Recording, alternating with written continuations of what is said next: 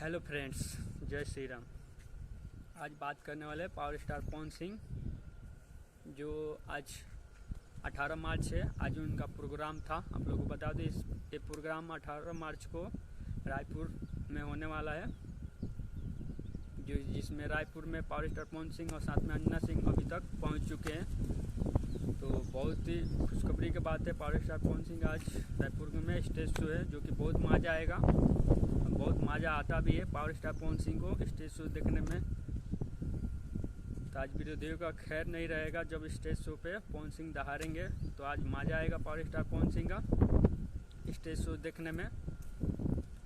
और बता दो, आप लोग अभी तक मेरे वीडियो को लाइक और सब्सक्राइब नहीं किए तो प्लीज़ आप लोग लाइक और सब्सक्राइब और शेयर कीजिए अपने फ्रेंड्स के लिए। पावर स्टार पवन सिंह के फ्रेंड्स के लिए बताइए कि दूर दूर तक वीडियो को शेयर कीजिए और बताइए कि आज पावर स्टार पवन सिंह का स्टेज शो है।